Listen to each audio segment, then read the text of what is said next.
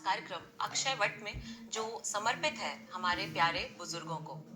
दर्शकों, मेरुदंड जिसे आम बोलचाल की भाषा में हम रीढ़ की हड्डी बोलते हैं, हमारे शारीरिक संरचना का आधार होती है। हमारा शरीर का मूल और अक्ष इसी रीढ़ की हड्डी पर निर्भर होता है, जिसकी वजह से हम क्रियाशील और गतिशील हो पाते हैं। अगर मेरुदंड में कोई समस्या हो जाए तो समूचे शरीर के क्रियान्वयन में असर पड़ जाता है।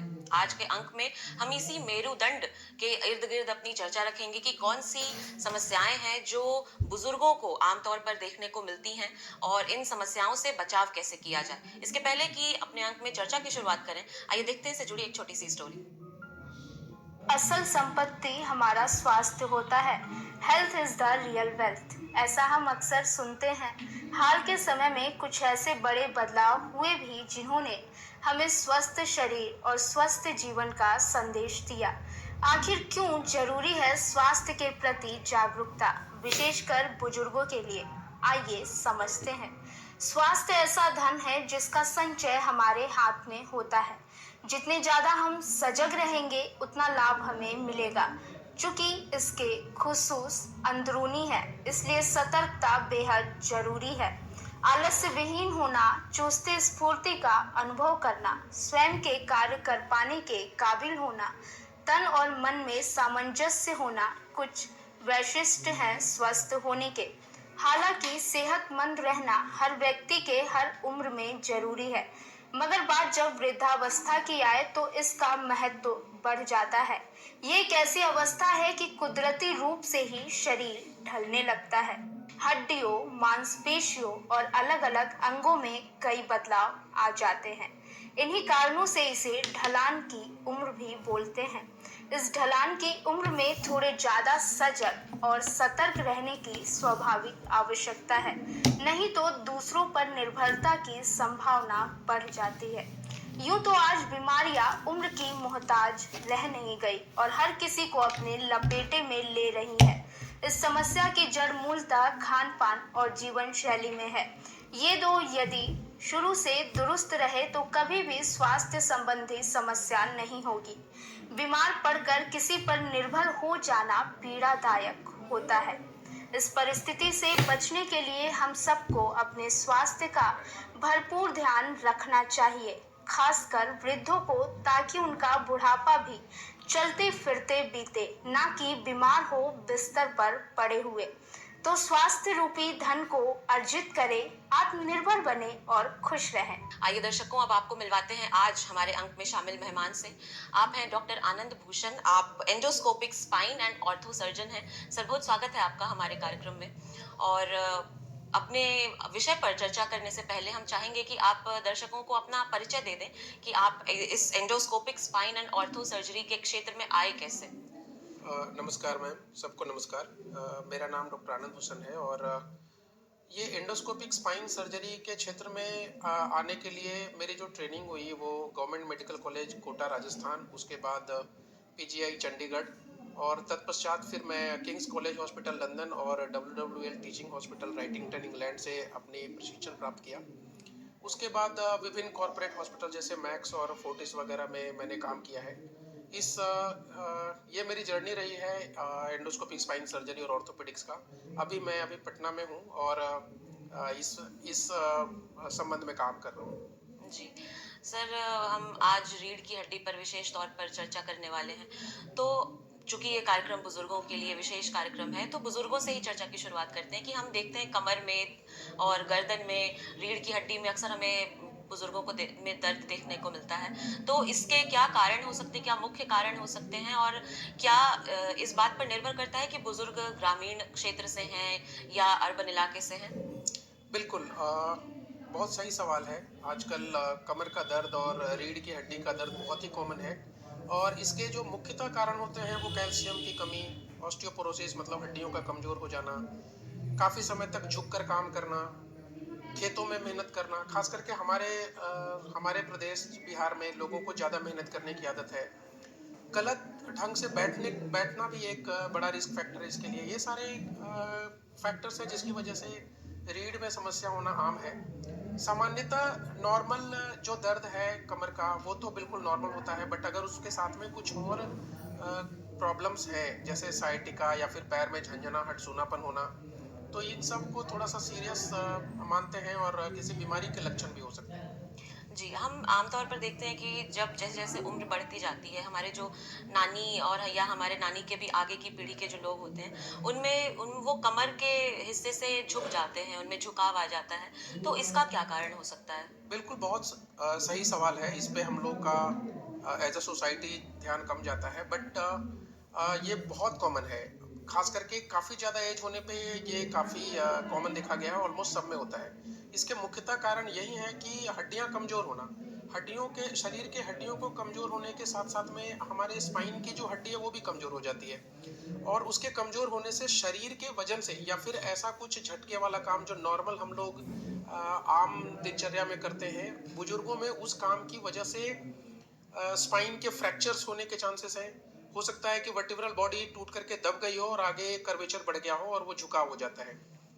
तो ये काफ़ी कॉमन है। इससे बचने के अगर हम कारणों की अगर बात करें, तो इससे बचने के लिए बहुत इंपॉर्टेंट है कि अपने हड्डियों और मांसपेशियों को मजबूत रखें, नियमित रूप से एक्सरसाइज करें, कैल्शियम और D3 का सेवन करें, ऑस्टियोपोरोसिस ना होने दें, गिरने से बचें और हमें हमेशा अपना पोस्चर करेक्ट करें। जी, आपने कई बातों का ज़िक्र किया, एक-एक करके उन पर आएँगे, ऑस्टियोपोरोसिस पर भी आएँगे। पर डॉक्टर आम तौर पर अगर आपने जो अभी हम झुकने की बात कर रहे थे, इसके अलावा आम तौर पर देखी जाने वाली, पाई जाने वाली बीमारियाँ कौन-सी हैं बुज़ुर्गों में? इसके अलावा बुजुर्गों में आमतौर पे स्पाइन से संबंधित जो बीमारियां हैं वो है सबसे कॉमन स्लिप डिस्क और दूसरा है कनाल स्टिनोसिस। अब ये दोनों दो एंटिटी हैं लेकिन स्पाइन में ही होती हैं और सेम लेवल पे किसी भी लेवल पे हो सकती है। अगर हम स्लिप डिस्क की बात करते हैं तो उसमें डिस्क का एक हिस्सा निकल करके नस को दबाव बनाता है, जिस दबाव की वजह से बुजुर्गों में दर्द होता है, कमर में दर्द होगा और साइटिका के लक्षण होंगे, पैरों में झंझनाहट, सूनापन, और अगर ये तकलीफ बढ़ गई तो पेशाब में क्या कंट्रोल चला जाना, ये सारे भी लक्षण हो सकते हैं। इसके विपरीत हम कनाल स्टिनोसिस की जब बात करते हैं तो उसमें इन जनरल डीजेनरेशन की वजह से स्पाइन में जो नस का एरिया है वो छोटा हो जाता है और वहां पे नस के लिए जगह कम बचने की वजह से उसमें नस पे चारों तरफ से दबाव होता है और सेम सिमिलर तरह के लक्षण होते हैं। और साथ में उनमें ये भी लक्षण होते हैं कि जब वो चलने की कोशिश करें तो थोड़ी ही देर चल करके बैठना पड़ जाता है और वो चल पाने में असमर्थ हो जाते हैं। जी, अभी कुछ एक उत्तर पहले आपने ऑस्टियोपोरोसिस का ज़िक्र किया था। ऑस्टियोपोरोसिस के बारे में अगर विस्तार से आपसे समझना चाहें कि ये बीमारी क्या है, इसका संबंध हड्डियों से कैसे है और इसका संबंध स्पाइन से कैसे है? तो इसके लिए आप क्या बताएँगे? बहुत बढ़िया सवाल है ये बहुत ही कॉमन है और हम इसको नज़रअंदाज करते हैं। यूजुअली हमारे आजकल की दिनचर्या में हम लोगों ने ऐसा दिनचर्या हो गया है कि हमारे शरीर में विटामिन D3 और कैल्शियम की कमी हो जाती है। हमारे शरीर की जो हड्डी है उसमें विटामिन डी और कैल्शियम और इन सब चीज़ों का बहुत बड़ा रोल है। अगर इनकी कमी हो जाएगी तो हड्डियां कमज़ोर हो जाएंगी, उसमें ताकत कम जाएगी। हम जो नॉर्मल काम करते हैं उसकी वजह से या फिर वैसे भी शरीर की वजन की वजह से कमजोर हड्डियों पे जब भार पड़ता है तो उसको सह नहीं पाता और फर्दर डिजनरेट हो जाता है। हड्डियां टूट भी सकती है। उसकी हाइट कम हो जाने से कनाल स्टिनोसिस हो जाएगा और विभिन्न बीमारियों को वो आमंत्रित कर सकता है, मतलब उसको जनरेट कर सकता है ऑस्टियोपोरोसिस। तो ये ऐसी बीमारी है कि पूरे शरीर में एक तरह का डिजनरेशन क्रिएट कर सकता है। जी, यहाँ पर एक सवाल हमारे मन में आ रहा है कि जो भी समस्याओं की हम अभी चर्चा कर रहे हैं, क्या उनमें से कुछ ऐसी स्पेसिफिक प्रॉब्लम्स हैं, कुछ विशेष रूप से समस्याएं हैं जो महिलाओं में देखने को मिलती हैं, जो बुजुर्ग महिलाएं होती हैं, क्या वो ज्यादा रिस्क पे होती हैं ये स्पाइन और हड्डियों से जुड़े दिक्कतों से? बिल्कुल, बहुत अच्छा सवाल है ये। हमारी जो महिलाएं हैं, एक समय के बाद खास करके मेनोपॉज के बाद उसमें ऐसे हार्मोनल चेंजेस होने लग जाते हैं जिसकी वजह से ऑस्टियोपोरोसिस की स्पीड काफ़ी बढ़ जाती है। जी। तो इन कंपैरिजन हम ये देखते हैं कि महिलाओं में ऑस्टियोपोरोसिस और जल्दी कम एज में ही आने लग जाता है और ज़्यादा विग्रस तरीके से आने लग जाता है। तो ये सारे जो तकलीफ़ों की हम लोगों ने बात की उनमें ज़्यादा होने की संभावना और जल्दी होने की संभावना अधिक होती है। इसलिए हमारा हमारा इसमें एम ये रहता है कि हम और उन पे जल्दी डायग्नोज कर करके उसका ट्रीटमेंट कर सकें। जी, ट्रीटमेंट से पहले की अगर हम बात करें, बचाव की बात करें और सावधानियों की बात करें, तो क्या कुछ उपाय हैं जिनसे ऐसी बीमारियों से बचा जा सकता है? और किस तरह के इलाज अगर सर्जरी को हटा दें, सिर्फ मेडिसिन की बात करें, तो किस-किस तरह के इलाज ऐसी बीमारियों के लिए संभव है? अ, बुजुर्गों में रीढ़ की समस्या को ख़त्म करने या फिर उसके प्रिवेंशन के लिए या फिर उसको स्वस्थ रखने के लिए जो तरीके हम लोग अपना सकते हैं, उनमें से कुछ बहुत ज़रूरी ये है कि हम लोग नियमित रूप से 20 से 30 मिनट तक नॉर्मल मॉडरेट तरह की एक्सरसाइज करें। हल्का चलना, कुछ एक्सरसाइज करना, योगा करना। धूप में 15 से 20 मिनट बैठना बहुत इंपॉर्टेंट है, जिससे हमारे विटामिन डी3 की कमी पूरी हो जाती है। नियमित रूप से कैल्शियम और विटामिन डी3 का सेवन करना, खान पान के थ्रू और वैसे भी सप्लीमेंटेशन के थ्रू। अपने वजन को कंट्रोल में रखना, नियंत्रित रखना, ना तो काफ़ी कम होना चाहिए, ना ही एक लिमिट से आगे बढ़ना चाहिए। अचानक से भारी वजन उठाना अवॉइड करना चाहिए, और उसको उठाने के भी पोस्चर्स होते हैं, आगे झुक करके उठाने के बजाय हम साइड से उठाएं। और खास करके जो ज़्यादा बुजुर्ग हैं, उनके लिए हमें एक और चीज़ का ध्यान रखना चाहिए, वो है कि उनको गिरने से बचाने का उपाय।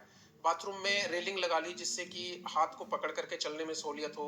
स्लिपरी फ्लोर को अवॉइड करें, ऐसा फ्लोर रखें जिसमें स्लिप होने के चांसेस कम हो, या फिर फुटवेयर का चेंज करें। ये सारे कुछ ऐसे टेक्निक्स हैं, छोटी छोटी चीज़ें हैं, जिससे बहुत बड़ा फर्क लग सकता है। जी। डॉक्टर, आप एक सर्जन हैं, एंडोस्कोपिक सर्जन हैं, तो अब सर्जरी वाले हिस्से पर आते हैं कि इन बीमारियों का इलाज अगर सर्जरी के माध्यम से करना हो, तो पहले तो बुजुर्ग घबराते हैं कि सर्जरी के नाम से ही वो डर जाते हैं कि चीरा लग जाएगा या शरीर में कोई और समस्या ना आ जाए सर्जरी की वजह से। तो अगर सर्जरी के माध्यम से इलाज करना हो किसी बीमारी का, तो इसके विषय में आप क्या बताएंगे? और चूंकि आप एक एंडोस्कोपिक सर्जन हैं, तो एंडोस्कोपिक सर्जन के तौर पर एंडोस्कोपिक सर्जरी कितनी महत्वपूर्ण भूमिका निभाती है इस इलाज में? जी, बहुत ही बढ़िया सवाल है और काफ़ी रेलेवेंट सवाल है। यूजुअली ऐसा देखा जाता है कि 90% या उससे भी अधिक नंबर्स में जो बीमारियां हैं, वो सिर्फ दवाइयां, एक्सरसाइज और कंजर्वेटिव ट्रीटमेंट से ठीक हो जाती हैं। बट कई कंडीशंस ऐसे होते हैं जिसमें हमारे पास कोई दूसरा उपाय नहीं रहता ऑपरेशन के अलावा। अभी के टाइम पे खास करके एंडोस्कोपिक स्पाइन सर्जरी पुराने पारंपरिक सर्जरी से बिल्कुल अलग है, काफ़ी एडवांस्ड है। पुराने तरीकों से जो ऑपरेशन होता था, उसमें लंबा चीरा लगता था। हम लोग स्किन को काट करके, सबक्यूटेनियस टिश्यू और अंदर की मांसपेशियों को काट करके, हटा करके, और बड़ा बोन के टुकड़े को हटा करके हम ऑपरेशन कर पाते थे, जिसकी वजह से कुछ कॉम्प्लिकेशंस भी होते थे। और आम जनता में इसके प्रति जो डर है, उसके पीछे कुछ रिलेवेंस भी है, उसका रीजन यही है। बट अगर एंडोस्कोपी की बात करें तो ये बिल्कुल अलग है। इसमें क्या है कि बिल्कुल छोटे छोटे यंत्र आ गए। एंडोस्कोप लगभग 0.8 सेंटीमीटर के छोटा सा, बिना चीरे का छोटा सा छेद बनाया, और वो यंत्र शरीर के अंदर चले जाते हैं और बिल्कुल जो बीमारी वाली जगह है, वहां पे पहुंच जाते हैं बिना शरीर को कुछ डैमेज किए। यानी कि शरीर में जो नेचुरल स्पेस बना है हड्डियों के बीच से, वहां के बीच से होते हुए चले जाते हैं, और डायरेक्ट जो बीमारी को कॉज करने वाली चीजें हैं, जैसे डिस्क हो, या फिर कनाल स्टिनोसिस में कुछ मांस का टुकड़ा होता है जिसको हम लोग फ्लेवम कहते हैं, या फिर फेसेटल हाइपरट्रॉफी है, तो उन सब चीजों को ही एड्रेस करती है, बिल्कुल मिलीमीटर के एक्यूरेसी के साथ। इसका मतलब ये हुआ कि आसपास की चीजें डैमेज नहीं हुई और कॉम्प्लिकेशंस घट जाता है। काफी सेफ मानते हैं, खास करके ओल्ड एज में, और ऐसे ऐसे एज में जिनमें कि शरीर में और सारी बीमारियां होती हैं। ओपन सर्जरी के कंपैरिजन में ये बहुत सेफ है और काफ़ी कॉमनली किया जाने वाली सर्जरी है। जी। एंडोस्कोपिक से मिलता जुलता एक शब्द है लैप्रोस्कोपी। तो यहाँ पर यही छोटा सा सवाल रहेगा हमारा कि एंडोस्कोपी में और लैप्रोस्कोपी में क्या अंतर है? बहुत ही रिलेवेंट सवाल है, और ये आम लोगों के लिए काफ़ी बहुत ही प्रासंगिक है। लेप्रोस्कोपी हो, जैसे हम लोग बात करते हैं कि हम पेट की बीमारियों का ऑपरेशन करने के बारे में, बहुत पहले हम लोग पेट की अधिकतर बीमारियों का बड़ा चीरा लगा करके ऑपरेशन करते थे, बट सब्सिक्वेंटली धीरे धीरे उसमें भी दूरबीन की सर्जरी आ गई, जिसको हम लोगों ने लेप्रोस्कोपी नाम दिया।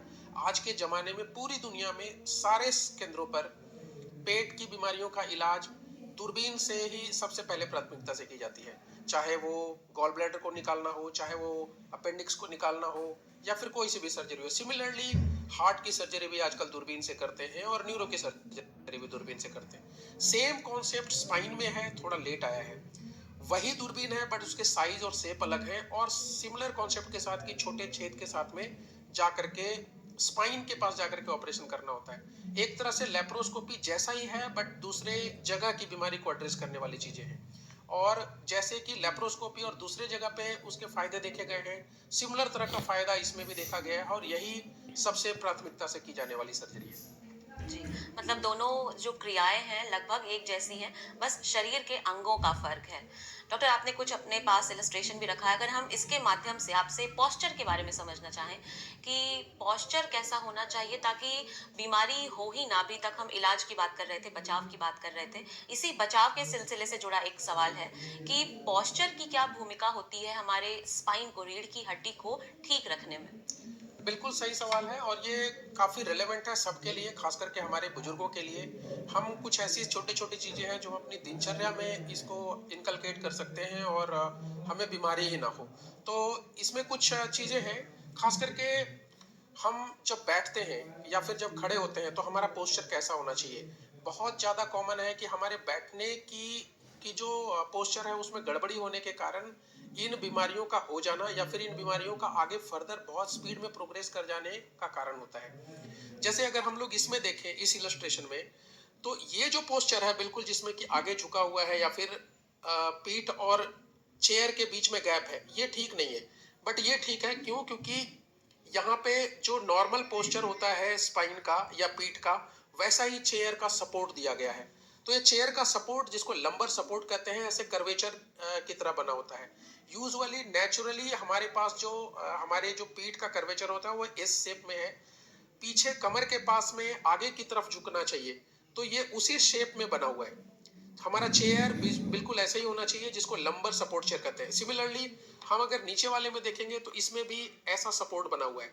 ये करेक्ट पोस्चर है। हम लीन बैक करके करें, हमारी पीठ बिल्कुल सीधी हो, हमारा गर्दन, सिर, कांधा, बटक के बिल्कुल एक लाइन में आना चाहिए, हमारे लंबर पे सपोर्ट होनी चाहिए। उसके अलावा और भी कुछ उसके पॉइंट्स हैं जो कि पोस्चर को करेक्ट करती हैं। जैसे कि जब हम काम करने बैठे या बैठे तो इस तरह का पोस्चर होना चाहिए। पैर और चेयर के बीच में कम से कम 2 से 3 उंगली के डिफरेंस होना चाहिए। मोस्ट ऑफ द पार्ट में थाई, जो कि जांग होता है, उसका सपोर्ट चेयर पे होना चाहिए। हमें बिल्कुल पीछे की तरफ अंदर झुक करके, अंदर जा करके बैठना चाहिए। ये लंबर का सपोर्ट जो है, ये पीठ को स्नगली फिट होनी चाहिए। अपना हाथ जो है 100 टू 120 डिग्री के आसपास में एल्बो के साथ बेंड होना चाहिए। उसके नीचे या ऊपर का आर्म रेस्ट ठीक नहीं है। सिमिलरली हमारे नी पे 90 टू 120 का एंगल बनना चाहिए, उससे कम का या उससे ज़्यादा का ठीक नहीं है। हमारे काम करने की, अगर कंप्यूटर पे काम कर रहे हैं तो हम वो हमारे आँख के बिल्कुल सामने होना चाहिए, और 1 आर्म के डिस्टेंस पे हमारे यंत्र लगे होने चाहिए जहाँ पे हम काम कर रहे हैं। ये कुछ ऐसे पॉइंट्स, कॉमन पॉइंट्स हैं जिससे हम लोग अपने स्पाइन की बीमारियों को प्रिवेंट कर सकते हैं, होने से बचा सकते हैं। जी डॉक्टर, बहुत अच्छे से आपने समझाया कि पोस्चर का क्या महत्व होता है। यहाँ पर हम वापस सर्जरी पर जाते हैं। सर्जरी के बारे में आपने विस्तार से बताया था। सर्जरी से जुड़े ऐसे कौन से मिथक हैं जो लोगों के मन में होते हैं, जो अवधारणाएं बनी हुई होती हैं? जैसा कि आपने कहा कि उनका डर ज़रूरी भी है, उनका डर जायज़ भी है, लेकिन कैसे, ऐसे कौन से मिथक हैं जिनको आप दूर करना चाहेंगे? जी, बहुत बढ़िया सवाल और काफ़ी रेलेवेंट है। हम जब सर्जरी के डिटेल्स के बारे में बात करेंगे कि उसमें क्या ऐसे कॉम्प्लिकेशंस थे, और या फिर हम लोग पहले ऐसी क्या चीज़ें कर रहे थे जो कि अब हम लोग नहीं कर रहे। पहले की सर्जरी में ऐसे क्या कुछ पॉइंट्स थे जो नेगेटिव थे। हालांकि वो सर्जरी भी काफ़ी सक्सेसफुल थी और कई सालों से हम लोग करते आ रहे हैं, और इनफैक्ट अभी भी कुछ कुछ कंडीशंस में करना पड़ता है। बट अभी उसमें क्या बदलाव आ गया, उसके बारे में हम लोग चर्चा करेंगे। जैसे हम लोग इस इलस्ट्रेशन में देखें, ये ये है लंबर कनाल स्टेनोसिस का इलस्ट्रेशन। ये नॉर्मल ऊपर का, ये ऊपर वाला जो है, ये इमेज, ये नॉर्मल स्पाइन है। हम लोग क्रॉस सेक्शनल देख रहे हैं। ये नस का एरिया है जो बिल्कुल खुला है। ये ऊपर का लमाइना और हड्डी है, और ये डिस्क है, ये नॉर्मल है। लेकिन जब हम लोग नीचे वाले इमेज को देखेंगे तो ये नस का एरिया बिल्कुल दब गया। अब ये दबा कैसे? इसकी एटियोलॉजी ये हुई कि ये जो येलो वाला पार्ट है, इसको लिगामेंटम फ्लेवम कहते हैं, ये बड़ी हो गई, मोटी हो गई। डिस्क थोड़ा सा बल्ज कर गया, दोनों तरफ से दबाव हो गया, और ये स्पेस कम हो गया है। अब लंबर कनाल स्टेनोसिस में यहाँ पे स्पेस कमने की वजह से ये जो नसें निकल रही हैं, जो पैरों में जाती हैं और कमर में जाती हैं, और यही अपने पेशाब और लैट्रिन को कंट्रोल करती है। अगर इस पे दबाव हो गया तो वो सारी चीज़ों में प्रॉब्लम हो जाएगी। हम इसको ठीक कैसे करें? इसमें ही दो चीज़ें हैं। पहले पारंपरिक तरीके से हम लोग इधर से एंटर करते थे, पीछे से।